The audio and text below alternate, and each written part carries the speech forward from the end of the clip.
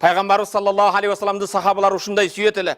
Абу Бакр Сыддык bir күн пайгамбардын сакалын караса, пайгамбардын сакалына 6-7 ак түшүп калыптыр. Пайгамбарыбыз саллаллаху алейхи вассаламга Абу Бакр карып калыпсыз я Расулаллах dedi. Пайгамбарыбыз саллаллаху алейхи вассалам шайябатни Худ ва ахвати. Мени Худ сүрөсү жана Худ сүрөсүнүн айланасындагы кыска сүрөлөр мени карытты dedi. Эмне болуп карытты? Худ сүрөсүндө эмне сени карытты десе, Пайгамбарыбыз саллаллаху алейхи вассалам бул аятты окуду. Фастақим кама умирт. Ey Muhammed, Allah buyruk bергендей түз болгун. Ва мен таба маак. Сени менен тоба кылгандар, сенин жолуңа түшкөн имандуулар да түз болуп дин менен жашасын dedi. Урматтуу мусулман бир тууган, көңүл бул. Кама умирт. Түз болгун ey Muhammed, сага Allah буйрук бергендей. Аятта кама арат каалаганыңдай жаша деген жок. Allah буйрук кылгандай түз болгун. Сен каалагандай эмес. Ошондуктан пайгамбарыбыз Аллах каалагандай жашай аламбы? Алланын буйругун Аллах каалагандай так аткара аламбы деп түнү-күн коркуп пайгамбардын сакалдары агарды. Коркунучтан агарат экен. Урматтуу мусулман бир тууган, аятка көңүл бурабыз. Татаназзалу алейхимул малаика. Инналлазина калу раббуна Аллах. Раббым Аллах дегендер. Мени жаратуучум Аллах дегендер. Аларга татаназзалу алейхимул малаика. Өлөр кезинде, жан берер кезинде периштелер түшөт экен. Алла тахафу деп не дейт? Жан берелек кезинде коркпогула ахиреттен. Мүрзөдөн коркпо. Мүрзөдөн кийинки суроолордон коркпо. Кыямат күнүндөгү хашырдан коркпо. Мүрзө бар, мүрзөнүн караңгылыгы бар, мүрзөнүн кысуусу бар, жалгыздыгы бар. Бирок коркпогун. Вала тахзану. О имандуулар, иман жолунда бекем жашаган болсоң, кайгырып артыңдан калган бала чакаң үчүн да. Ва абширу бил джаннати лати кунтум туадун. Аллах вада берген бейиш силерге сүйүнчү болсун. Урматтуу мусулман бир тууган, пайгамбарыбыз саллаллаху алейхи вассаламдан Абу Хурайра бул хадисти жеткизет. Иннал майит тахдурхул малаика. Өтө турган адам өлүм төшөгүндө жаткан кезде периштелер келет дейт. Файза кана ар-ражул салих.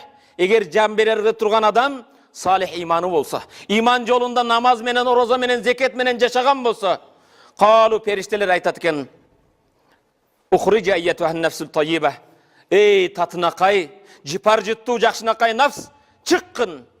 Канат фил жасати тайиба. Таза денеде жашаган, эй рух тазалык менен чыккын.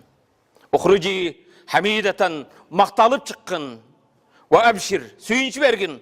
Бирухин ва райханин, жипар жыттуу бейиш менен. Ва раббин гайру газбан. Раббың сени жаратуучуң сага эч бир газабы жок дейт экен. Имандуудун жаны ошондой оңой чыгат экен. Урматтуу мусулман бир тууган,